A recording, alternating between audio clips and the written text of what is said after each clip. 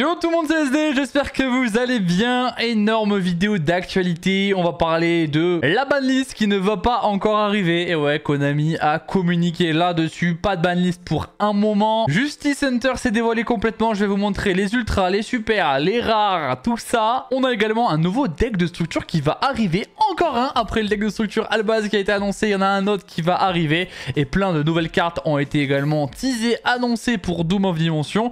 On va parler de tout ça, surtout qu'on a le support Yuumi, Dracotail et Canine qui a été annoncé pour Doom of Dimension. Bien évidemment, on n'oublie pas de liker, de s'abonner si ce n'est pas déjà fait. Vous êtes nombreux à regarder les vidéos sans être abonnés, donc sautez le pas. C'est parti. Merci à mon partenaire Naruko Games de sponsoriser la vidéo. Vous avez un ensemble de displays de multi-TCG sur le site. Ils essayent de faire les meilleurs prix. N'hésitez pas à checker, il y a des précommandes sur des futurs produits ainsi que des displays toutes fraîches qui viennent d'arriver. Le lien est dans la description. Si tu cherches des cartes à l'unité, je t'invite à aller sur le profil de Naruko, le lien est dans la description, tu retrouves une tonne de cartes à prix très intéressant. Merci à lui encore pour sa confiance et son soutien, c'est important pour la chaîne. Konami a tweeté, Konami a parlé, dueliste, attention, la prochaine mise à jour de la liste des interdits et limités n'aura pas lieu avant un certain temps.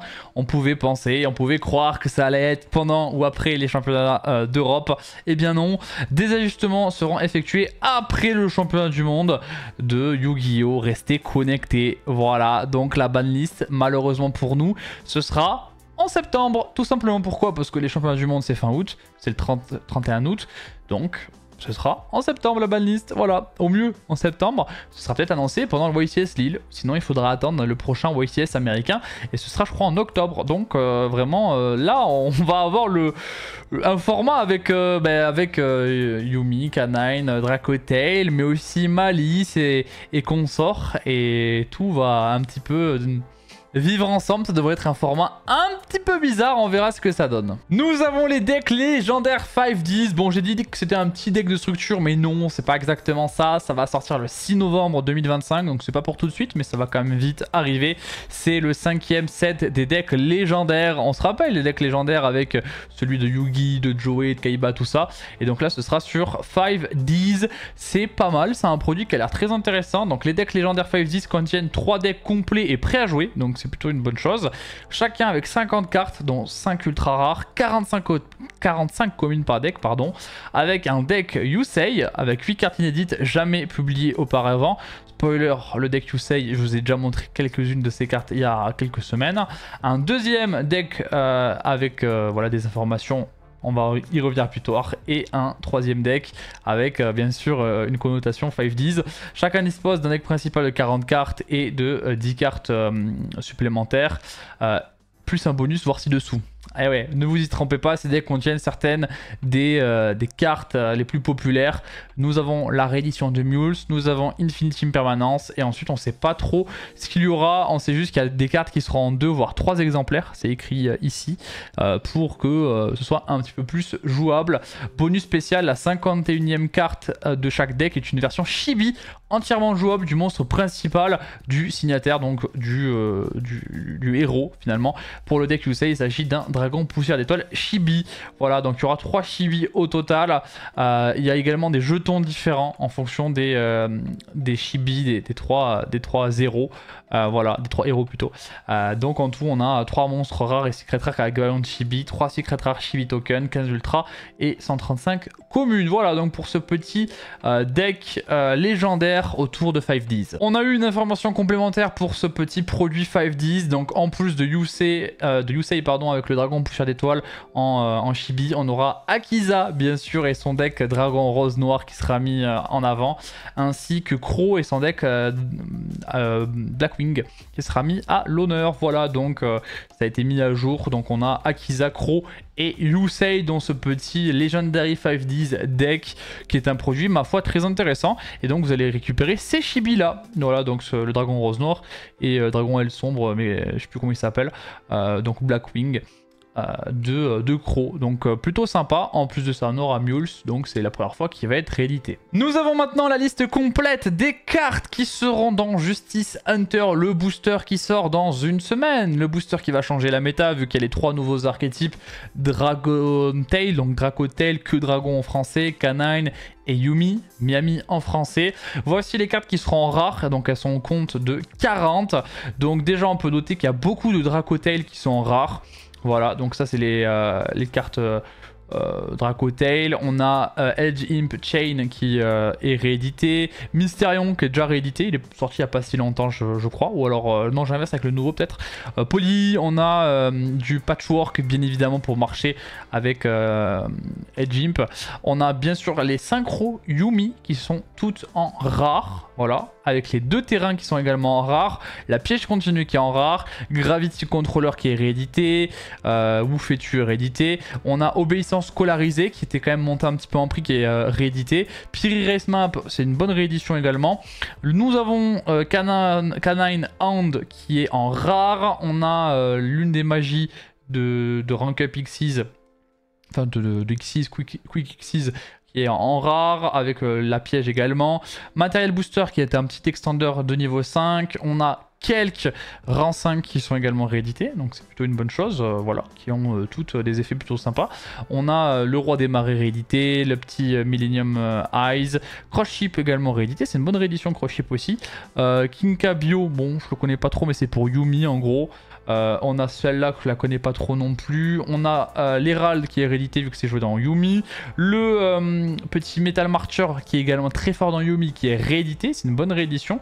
On a Hornet qui est réédité. Ça aussi c'est super parce que c'est une carte qui était en commune et qui valait 5 balles je crois. Donc vraiment une très bonne réédition vu que c'est vraiment très fort dans Yumi.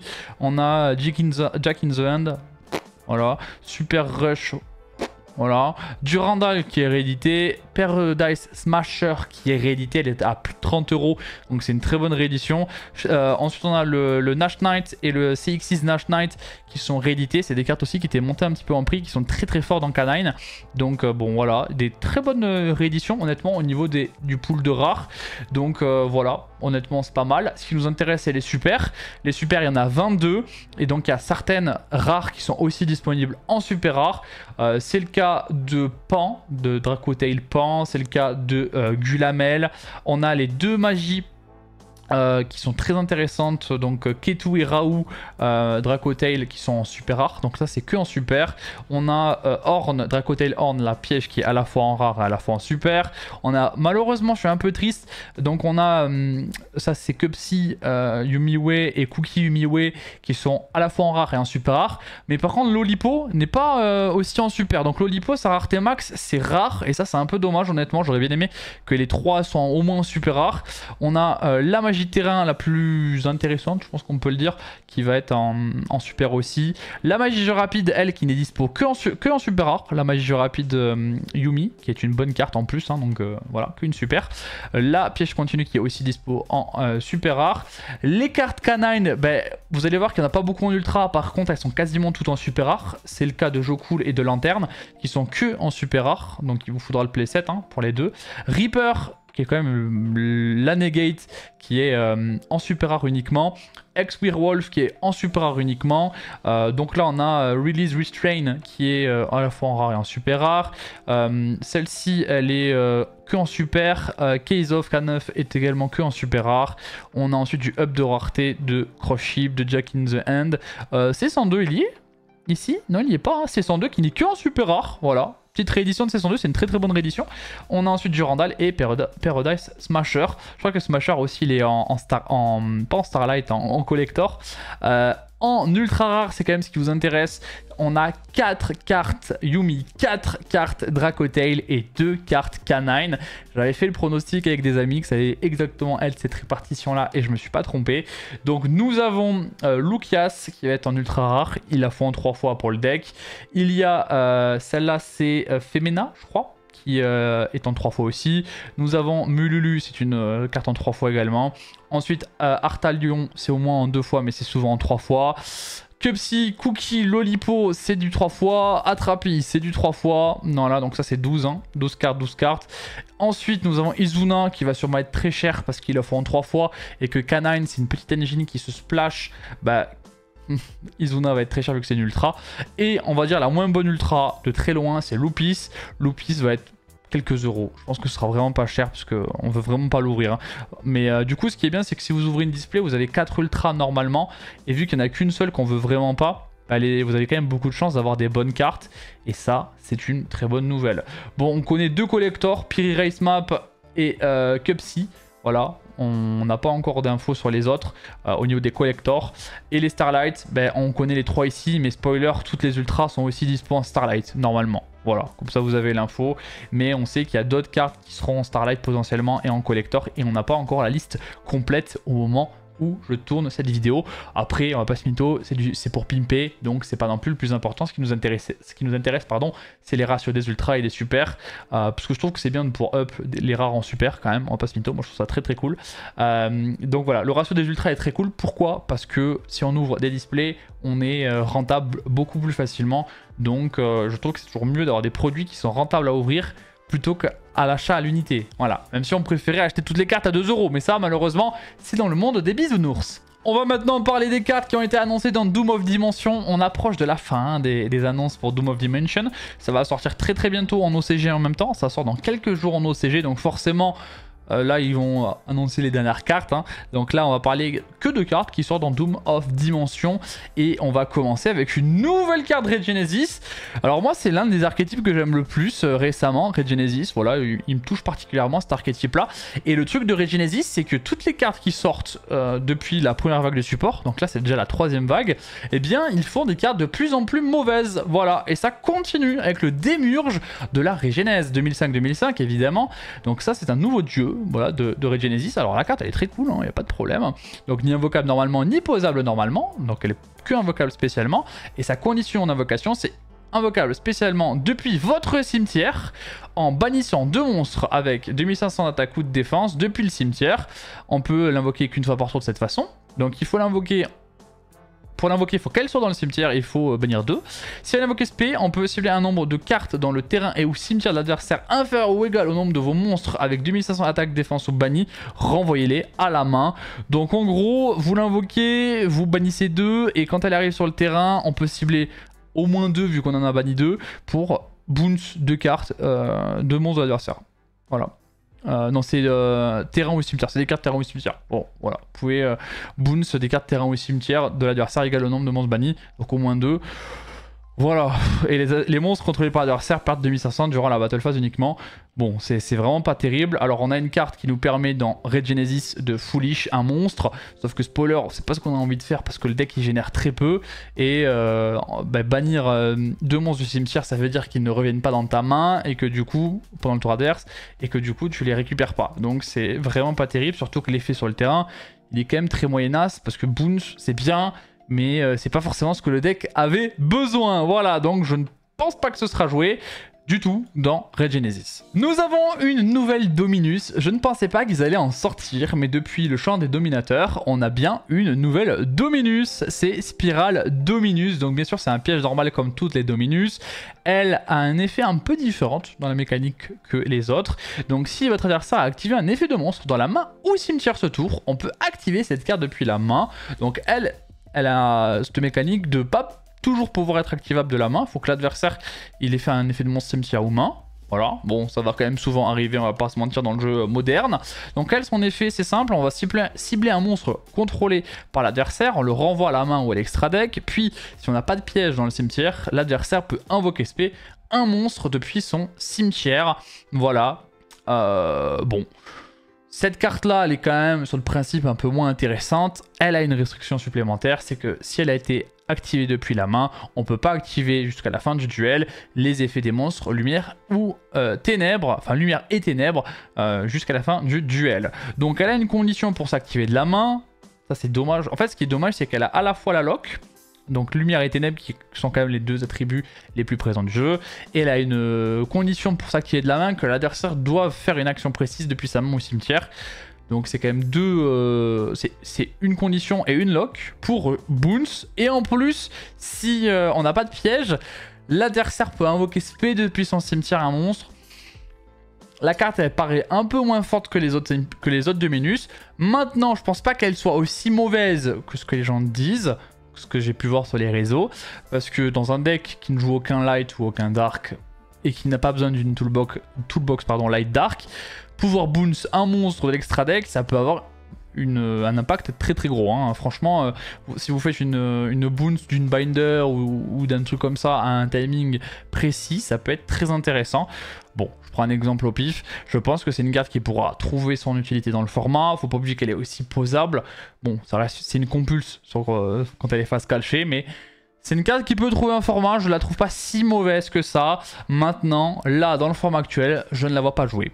Nous avons de support Tri-Brigade, Mousselarm, Tri-Brigade, et ouais, Tri-Brigade qui reçoit du support, ça fera plaisir à certains, parce que c'est un archétype qui est très populaire, surtout que les monstres liens sont souvent des toolbox en plus, qui sont joués avec d'autres cartes. Donc Terre, lien 2, 1800 d'attaque, 2 monstres bête guerrier et ou bête ailé, donc ça c'est du classique pour du Tri-Brigade. Si elle est invoquée par lien, on peut envoyer 2 Tri-Brigade de noms différents depuis le deck et ou extra deck au cimetière, et aussi on peut pas invoquer sauf des monstres bête guerrier, bête ailé exclu depuis l'extra deck le reste de ce tour, donc on a une lock bien sûr au niveau des types, mais on va foolish 2 quand elle arrive sur la table, cette carte. Foolish 2 dans le jeu, c'est fort, c'est très fort, surtout que vous pouvez foolish d'autres Tri-Brigade qui ont des effets, les monstres extra deck qui sont assez intéressants. Si cette carte elle est envoyée au cimetière, on peut cibler un monstre face recto sur le terrain et le mettre en position de défense face verso. Donc on sait qu'on a plein de cartes qui peuvent envoyer des monstres de l'extra deck au cimetière pour bénéficier d'un effet. Pour Fondeuse Ultime par exemple, elle peut totalement envoyer Mousselarm Tri-Brigade au cimetière pour envoyer un monstre lien de l'adversaire dans l'extra deck. Et en plus de ça, cette carte là en résolution pourra faire Book of Moon sur une carte de l'adversaire, donc ça peut être très intéressant honnêtement. C'est vraiment une bonne carte. Le deuxième effet peut être utilisé dans d'autres circonstances. Le premier c'est vraiment pour du Tri-Brigade, donc je pense que c'est une plutôt bonne carte de support. Nous avons également une magie jeu rapide, c'est le marteau Tri-Brigade. Donc magie jeu rapide, ça c'est bien, magie jeu rapide on aime bien. On peut activer un de ses effets, mais on peut utiliser chaque effet de la carte une fois par tour, c'est à dire que si on la récupère en main ou qu'on en a une autre copie, on peut faire les deux effets. Donc le premier effet c'est de tutoriser une magie piège Tri-Brigade depuis le deck à la main. Un petit effet de tuto qui est très cool, voilà, ça c'est toujours bien pour la consistance. Le deuxième effet c'est de bannir, donc bannissez un nombre de votre choix de 4 Tri-Brigade depuis le cimetière, donc c'est le coup, bannissez autant que vous voulez, et vous invoquez SP un monstre lien Tri-Brigade depuis l'extra deck avec une classification lien égale au nombre de monstres bannis en ignorant ses conditions d'invocation, et aussi on est lock sauf des monstres bête guerrier, bête ailé de l'extra deck le reste du tour. Le deuxième effet est aussi très intéressant parce que tu peux vraiment faire la lien que tu veux en ignorant les conditions d'invocation. Bon, voilà, c'est quand même assez fort parce que du coup tu vas pouvoir spé un peu ce que tu veux et ça a la spécificité de vraiment en plus utiliser au max les liens de Tri-Brigade que tu as utilisés, qui ont fait leurs effets, tu les bannes, t'en invoques une autre, donc ça peut push quand même assez fort. Bonne carte, le marteau je pense qu'il est fort, ça rendra peut-être pas Tri-Brigade pur suffisamment puissant, mais c'est plutôt intéressant pour ceux qui sont fans de l'archétype. Nous avons du support pour le deck dragon, rose, noir, bon là notre ami Nilin qui nous fait les traductions, enfin qui nous rapporte les traductions de Yorisama et qui nous font des jolis visuels, il a laissé le nom de Mousselarm, voilà, petite erreur de sa part. La carte s'appelle Sorcière de la Violence, qui est une carte ténèbres de niveau 4, 1100, 1200, donc ténèbres plante, et oui bien sûr archétype plante, hein, tout autour du dragon rose noir. Donc elle nous dit que si on contrôle dragon rose noir ou un monstre qu'il mentionne ou une synchro plante, on peut invoquer spécialement cette carte depuis la main. Donc c'est pas une spé inhérente, c'est une spé qui se déclare, donc ça peut prendre des negates bien évidemment, genre César. Si cette carte elle est envoyée au cimetière et qu'un monstre synchro est sur le terrain, on peut défausser une carte, donc ça c'est le coup, pour invoquer spécialement un monstre plante avec max 1500 de def depuis le deck, et aussi on peut pas invoquer spé sauf des monstres synchro exclus depuis l'extra deck le reste de ce tour. Donc du coup si tu l'utilises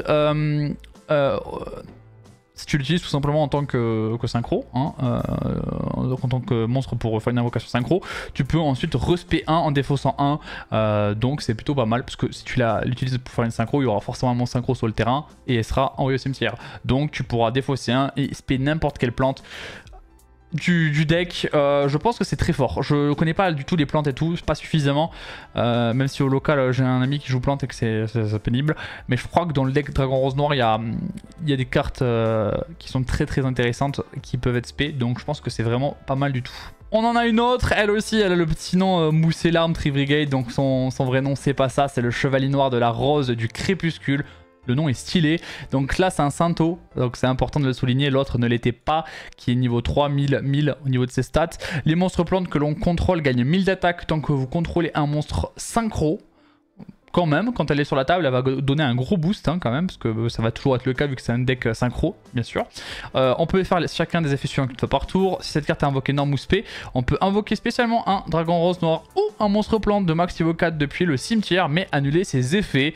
Donc une polyvalence qui est assez intéressante de pouvoir respect un Dragon Rose Noir, qui peut peut-être être climb en synchro plus grosse, ou un monstre plante de max niveau 4, qui est du coup n'importe quoi. Pas forcément une carte qui mentionne Dragon Rose Noir, donc c'est pas mal, surtout qu'en plus cette carte vu qu'elle mentionne Dragon Rose Noir, elle est peut-être tutorisable par d'autres cartes. Voilà, je ne sais pas, je connais pas assez bien l'archétype, mais c'est possible.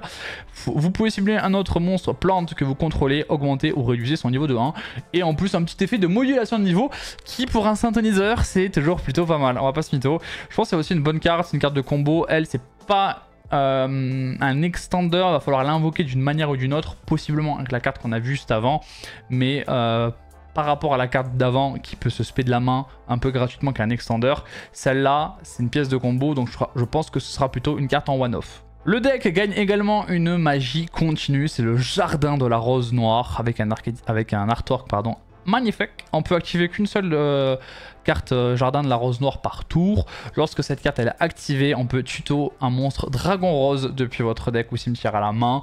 Donc en plus c'est deck ou cimetière, donc ça c'est pas mal parce que tu peux vraiment aller récupérer des cartes et aussi jouer autour de drôle possiblement. Voilà, possiblement grind, ça peut être toujours intéressant. Les monstres face recto sur le terrain deviennent des monstres plantes. Ça peut être des effets un peu pénibles, hein, parce que c'est les monstres face sur le terrain, tout le monde. Hein. Donc c'est une carte qui peut être un peu problématique, parce que si tout le monde est des plantes, voilà, ça peut poser des problèmes. On dit ça comme ça, c'est pas forcément une ligne qu'on aime voir. Si cette carte est détruite, on peut infliger 100 points de dommage à votre adversaire pour chaque monstre plante dans votre cimetière et bannissement. Puis si cette carte a été détruite par l'effet de Dragon Rose Noir, infligez 2400 points de dommage à votre adversaire.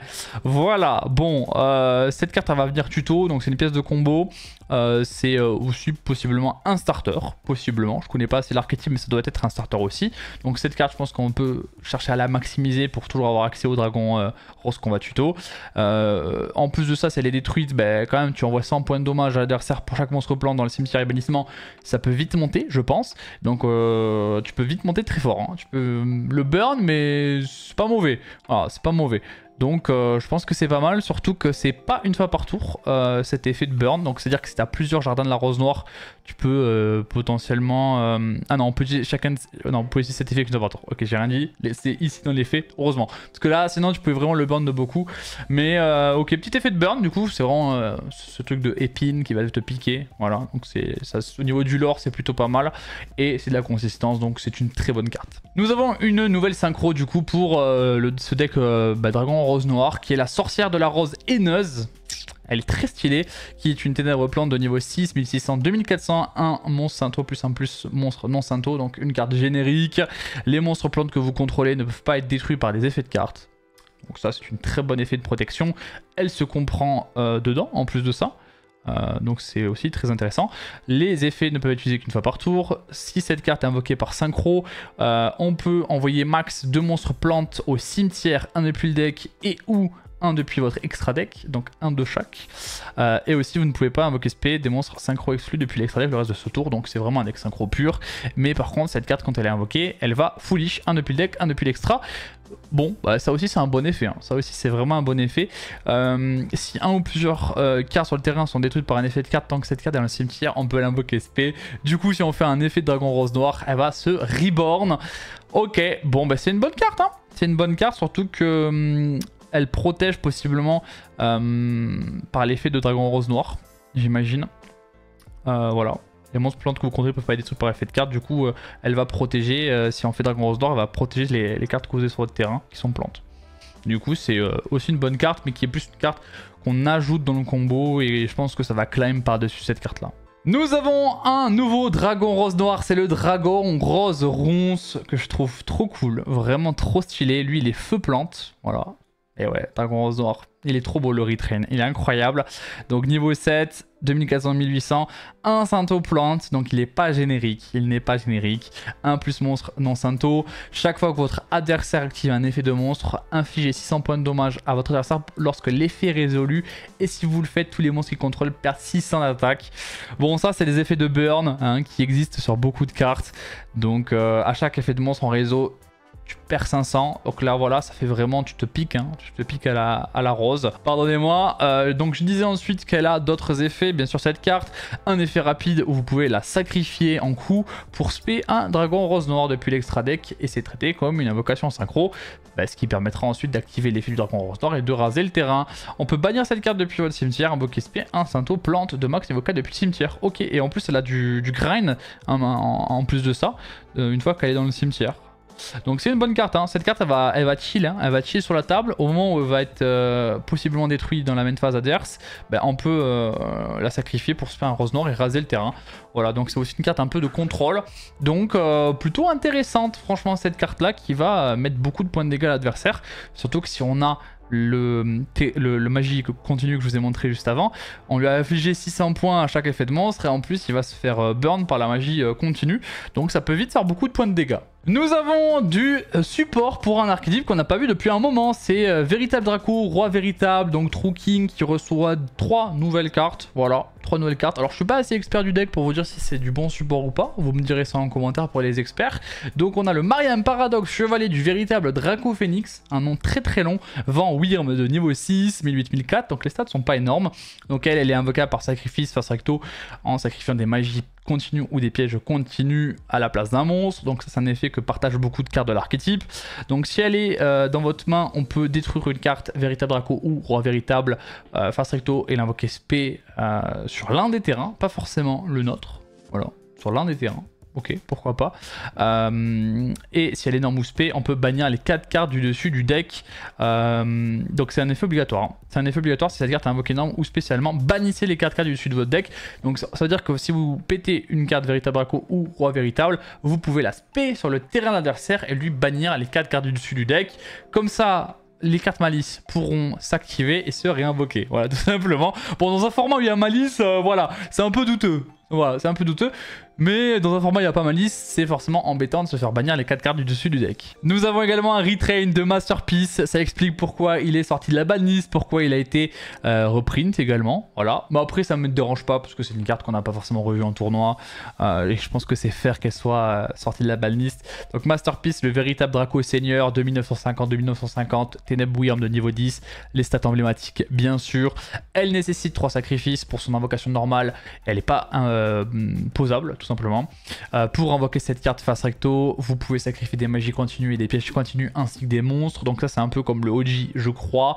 Elle est tout simplement assez puissante parce que c'est une negate lorsque l'adversaire va faire un effet de monstre sur le terrain ou dans la main et que cette carte est invoquée par sacrifice, on peut effet rapide, negate l'activation et détruire. Donc ça va negate activation, détruire une carte monstre qui active son effet dans la main ou terrain.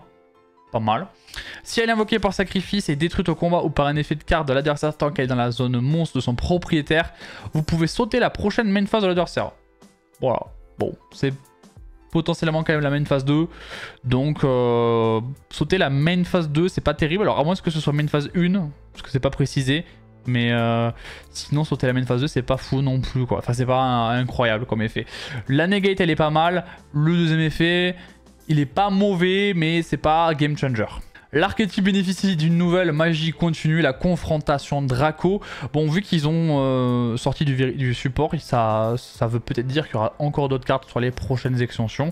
Donc là, on a une carte lorsqu'elle est activée qui nous permet d'aller tuto un monstre Véritable Draco ou Roi Véritable ou un monstre Pendule Draco Assassin ou un Draco Seigneur. Donc vraiment, vous allez récupérer ce que vous voulez de l'archétype. Donc depuis la deck à la main. Donc une tuto de n'importe quoi. Donc c'est bien pour la consistance, donc cette carte je pense qu'on va vouloir la maximiser. Si un ou plusieurs monstres Véritable Draco et ou Roi Véritable face recto que vous contrôlez sont détruits au combat ou par un effet de carte et envoyé au cimetière, bon, si l'une de vos cartes est gérée, tout simplement, on peut en cibler une. Placez-le face recto dans votre zone magie, piège comme magie continue. Ok, donc en gros, quand l'une de vos cartes est gérée, vous la mettez en magie continue, ce qui vous permet peut-être de la sacrifier plus tard pour invoquer un autre monstre de votre archétype. Voilà, et on peut activer qu'une seule confrontation Draco par tour. C'est une bonne carte de consistance et en plus elle a un petit effet bonus qui peut être cool pour resacrifier et réinvoquer un monstre. Dans Doom of Dimension, on a un nouvel artwork pour la Garden Rose Maiden, donc la demoiselle du jardin rose, j'imagine la traduction en français, un truc comme ça en tout cas, qui reçoit un nouvel artwork. Donc ça c'est l'artwork de base et là c'est le nouvel artwork. Voilà, donc je sais pas du tout pourquoi ils nous font un nouvel artwork qui est dans Dood. C'est rare qu'ils fassent des artworks alternatifs dans des extensions principales. Bah là ce sera le cas, voilà. JSP 06, donc ok. C'est assez étonnant, c'est la première fois que je vois ça. Pourquoi pas, honnêtement, la carte je la connais pas forcément, mais c'est une carte qui est bien sûr de l'archétype Dragon Rose Noir qui va tuto le Black Garden. Bon, pourquoi pas. On va maintenant parler du support qui a été annoncé pour Que Dragon, pour Miami et pour K9. En commençant par Que Dragon, c'est le support le moins intéressant Que Dragon et c'est dommage parce que c'est peut-être celui qui avait le plus besoin de bonnes cartes. Donc on a un nouveau monstre du main deck, Lumière Magicien, c'est Frixel Que Dragon, donc 800 500. Quand elle est norme ou spé, on peut cibler un monstre Que Dragon dans le cimetière, l'invoquer spé, puis renvoyer un monstre que vous contrôlez à la main. Bon, l'effet est moyennasse parce que c'est pas un starter, c'est une carte qu'on va vouloir en un exemplaire, j'imagine, hein, qui peut être intéressant dans un combo. Et encore, il faut qu'elle touche la table, sauf qu'en fait, Que Dragon, ça a un peu du mal à invoquer des monstres du main deck, parce que le but, c'est de les avoir en main pour faire des fusions, voilà. Du coup, je trouve que la carte, elle synergise bizarrement. Si elle est envoyée au cimetière pour une invocation fusion, on peut poser une magie piège Que Dragon. Ça, c'est l'effet en commun de tous les Que Dragon du main deck. Je la trouve vraiment moyennasse, hein, la carte, honnêtement, parce que pour la faire toucher la table, en fait, je trouve ça vraiment difficile. Donc, je capte pas où est-ce qu'ils ont voulu l'amener. Et t'as pas envie de la norme, cette carte non plus. Donc, c'est très bizarre. La deuxième carte, c'est le Dark Dragon avec Mululu qui fait son attaque, quoi. Le petit Mululu qui fait son attaque. Donc, c'est une piège. Voilà, comme l'archétype, on avait déjà deux, c'est la troisième. On va cibler un monstre et ou une magie piège dans le cimetière de votre adversaire. Donc, un monstre et possiblement une magie ou une piège. Donc, deux cartes. On les bannit, puis on place une carte Que Dragon du cimetière au bannissement sous le deck et en draw 1. Donc le deuxième effet de placer un draw 1, c'est les effets en commun de toutes les pièges Que Dragon. Et le premier effet de en gros bannir un monstre ou une magie piège, c'est pas mal. C'est très correct, donc je pense que ce sera joué possiblement en one-off. Après ça fait quand même déjà 3 pièges que tu joues en one-off. Ça peut commencer à être beaucoup comme Engine Requirement. Mais ça me choque pas, voilà, je pense que quand même c'est un effet qui est bien. Tu peux le timer à des moments qui sont vraiment cool, surtout qu'il y a des magies pièges maintenant qui font des choses pendant le tour de l'adversaire potentiellement ou qui ont au grind des effets. Donc je pense que c'est pas une mauvaise carte, celle-là, elle est très correcte, elle est fine. Bon, le problème c'est que la première elle est vraiment pas terrible. Alors que K9 a une carte bien différente, elle a une carte complètement fumée. C'est K9 04 Noroi. La carte elle a un nom de fou, l'artwork il est incroyable. Je suis fan de cet archétype. Cet archétype je le trouve incroyable. Voilà, dommage qu'il soit joué avec Vanquish, hein, dommage. Si votre adversaire a 2 cartes minimum dans sa main, vous pouvez la norme sans sacrifice. C'est l'effet de toutes les K9 quasiment. Vous pouvez utiliser chacun des effets de cette carte une fois par tour. Lorsque la carte est norme, pas spé, hein, juste norme, vous pouvez invoquer spé un monstre K9 non machine. Donc en gros, vous pouvez invoquer tout sauf elle, quoi, j'imagine, parce que je crois que c'est la seule machine. Peu importe, en tout cas, vous pouvez pas l'invoquer elle-même. Et s'il y a d'autres machines, vous pouvez pas, mais il y en a très peu, il me semble, de tête. Depuis le deck, donc elle est norme, vous pouvez invoquer spécialement un K9 depuis le deck, mais on peut pas invoquer spé monstre K9 exclu depuis l'extra deck tant que vous contrôlez le monstre face recto. Donc le monstre que vous avez invoqué spé, vous lock en K9 de l'extra deck tant qu'il est sur le terrain. Mais du coup, vous avez 2 niveaux 5 sur la table, ce qui vous permet de faire une X6 direct. Hein. Elle a un autre effet qui est un peu fou. Vous pouvez envoyer une carte K9 face recto que vous contrôlez au cimetière, donc ça c'est le coup, pour regarder la main de l'adversaire. Voilà, petite mise en situation. Si vous faites la magie continue canine qui vous permet à l'activation de tuto un monstre, ben vous pouvez tuto Noroi, invoquer normalement Noroi, faire effet Noroi, spé un monstre et ensuite faire effet Noroi. Vous envoyez la magie continue au cimetière pour regarder la main de l'adversaire. Voilà, c'est le petit combo pour canine, incroyable. Et ensuite vous faites bien sûr Reaper par-dessus, donc vous faites une X65 pour invoquer Éventreuse, qui s'appelle en français la petite negate dans la main ou dans le cimetière. Voilà, donc c'est une super carte, hein, vraiment canine qui récupère une carte de malade. Canine va récupérer également un monstre de niveau, plutôt un monstre de rang 5 qui demande 2 monstres de niveau 5. C'est le Canine 666 Jax, qui est cool, hein, qui est assez cool aussi. On dirait un mélange entre Lanterne et Jokul un peu, j'ai l'impression en tout cas. Cette carte est invoquée par Xyz ou si votre adversaire active un effet de monstre dans la main ou le cimetière, donc soit à l'invocation, soit en trigger quand l'adversaire fait un effet en main ou cimetière, comme un peu toutes les canines. On peut détacher un bataille de la carte, puis cibler un monstre sur le terrain et on le détruit. Donc elle est sur la table, à l'invocation quand elle arrive, elle peut pop 1, ou elle peut en trigger pop 1. Voilà, donc elle a les deux effets, donc si vous la mettez en handboard, elle a une utilité. Si vous la faites pendant le tour adverse, parce que c'est largement faisable avec toutes les magies qui font des exis pendant le tour adverse, bah, vous pouvez pop à l'invocation. Donc la carte elle est quand même plutôt pas mal de pouvoir pop dans son engine et dans sa toolbox, c'est intéressant. Un monstre X6 canine qui a cette carte comme matériel gagne cet effet. Durant un tour où votre adversaire a activé un effet de monstre dans la main ou le cimetière, les dommages de combat infligés par cette carte à votre adversaire sont doublés. Donc ça veut dire que si cette carte elle est sous un autre canine, bah les dommages sont doublés de combat, voilà, tout simplement. Bon, le deuxième effet il est anecdotique, hein. Ça peut être bien pour taper et tout. Globalement il est anecdotique. Le premier effet c'est juste de la toolbox pour péter 1 qui est bien plus intéressant. Après ça pop un monstre forcément.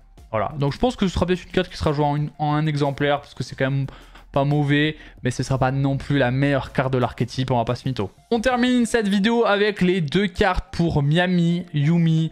Bon, on va se poser 2 secondes sur l'artwork, hein. Voilà. Comme dit mon pote Raph, lui il mange de la colle. Ouais, je crois qu'il a mangé beaucoup de colle, mais il est magnifique.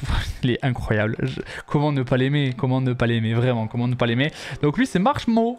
Voilà, Marshmo qui est un chat guimauve, magnifique. Donc Marshmo, Miami, Lumière, Bête, 800, 600.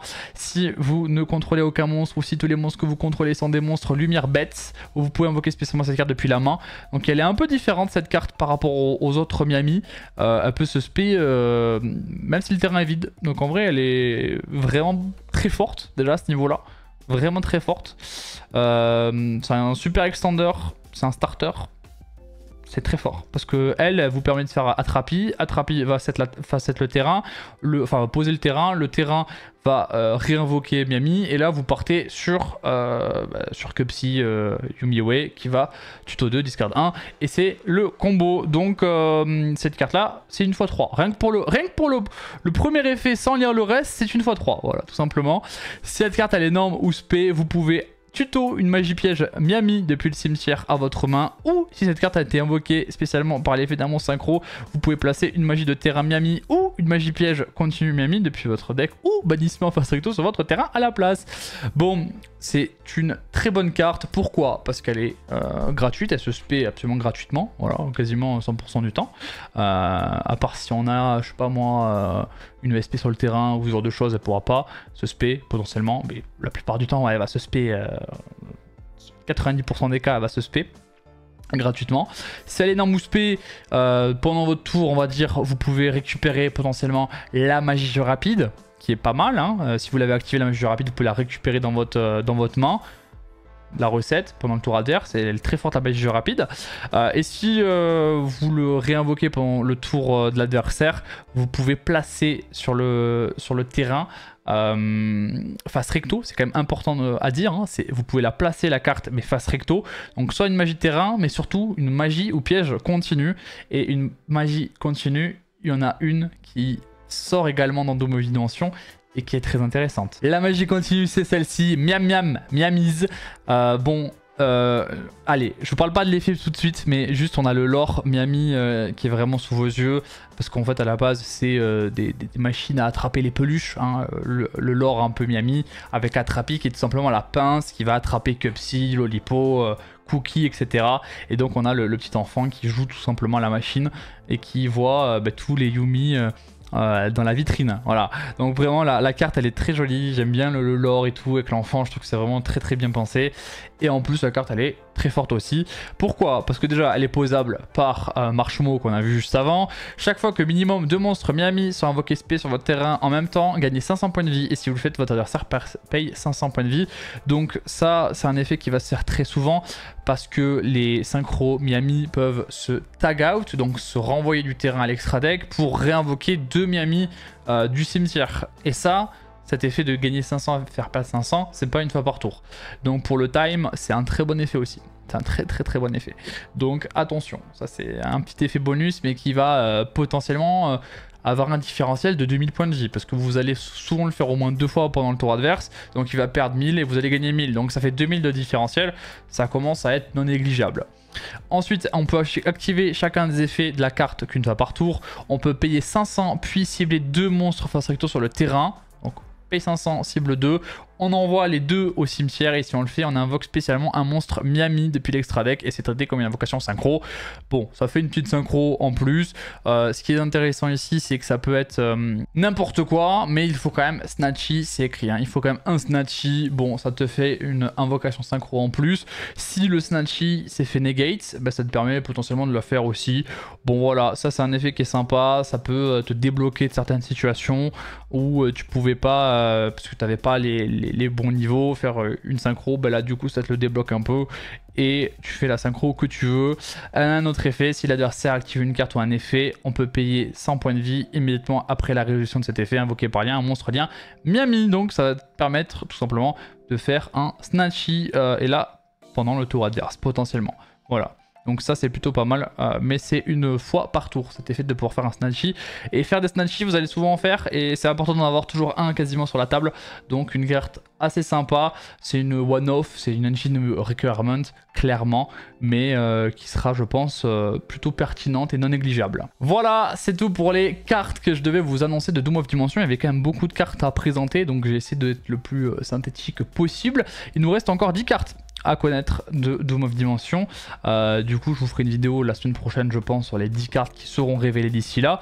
Pourquoi je dis qu'elles seront révélées? Parce que l'extension OCG sort le 26, donc spoiler c'est dans 3 jours quoi, donc ça va forcément être annoncé là, là ça va être dans très peu de temps l'annonce en OCG de Doom of Dimension des 10 cartes qui restent. On peut déjà être sûr qu'il y a encore 5 monstres à annoncer vu que c'est par horde de monstres qui reste 5 slots.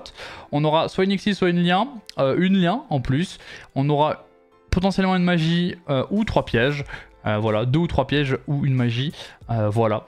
Donc encore quelques cartes à annoncer, donc c'est cool, j'ai hâte de voir ce que ça va être. Souvent quand les dernières cartes sont un peu moins intéressantes, donc on verra ce qu'ils nous annoncent. J'espère que cette grosse vidéo avec plein d'actu vous a plu. Moi je suis très hype par aussi Doom of Dimension, parce que là les supports K9 et Yumi ils ont pas rigolé, ils nous ont sorti quand même des sacrées cartes. Donc je suis content et au final on va avoir un format avec Miami qui va très vite recevoir du support, Kanan qui va aussi très vite recevoir du support par rapport en OCG où ils ont beaucoup attendu. Voilà tout, je vous laisse ici, j'espère que ça vous a plu, n'hésitez pas vraiment à vous abonner pour soutenir mon travail et pas manquer les futures vidéos. C'était SD, ciao.